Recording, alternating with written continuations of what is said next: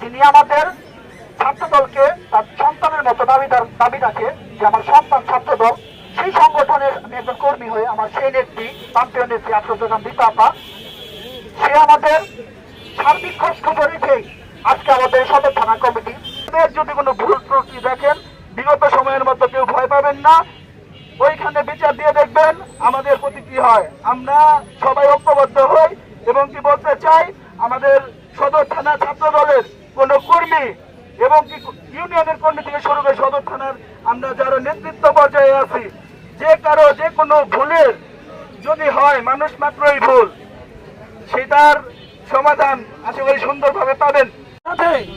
আমি আপনাদের আশ্বস্ত করতে চাই, মানিকগঞ্জ সদর উপজেলা ছাত্র দলের যে 10টি ইউনিয়নের যত নেতাকর্মী আছেন তাদেরকে এই 10টি ইউনিয়নের কমিটি এবং ওয়ার্ড লেভেল পর্যন্ত সদর উপজেলা ছাত্র দলের নেতৃত্বে আমরা মানিকগঞ্জ জেলা ছাত্র দলকে উপহার দিব। আমরা 10টা ইউনিয়ন এবং ওয়ার্ড লেভেল পর্যন্ত আমরা ওয়ার্ড কমিটি করবো।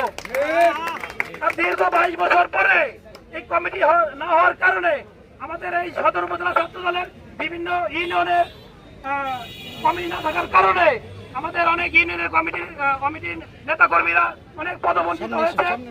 এই সদর দীর্ঘ 22 বছর পরে এই সদর উপজেলা ছাত্র দলের এই নবগঠিত কমিটি উপলক্ষে কমিটি করার পরে আমরা মানিকগঞ্জ সদর উপজেলা ছাত্র দল সুন্দর একটি কমিটি 10টি ইউনিয়নের কমিটি উপহার দেব জেলা ছাত্র দলকে।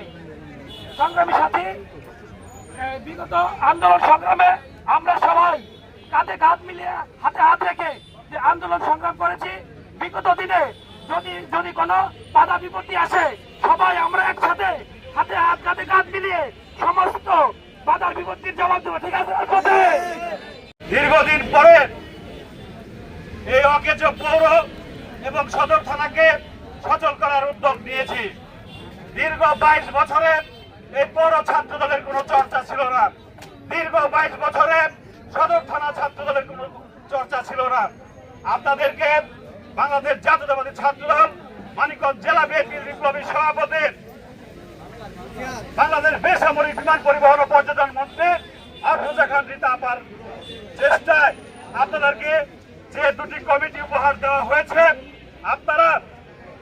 আপনাদের প্রতি আমাদের জেলা ছাত্র দলের পক্ষ থেকে নির্দেশনা থাকবে, পৌর ছাত্র দলের প্রতি নির্দেশনা থাকবে, মানিকগঞ্জ পৌরর 9টি ওয়ার্ড কমিটি আপনারা খুব দ্রুত 9টি ওয়ার্ড কমিটি করে আমাদের উপহার দিবেন।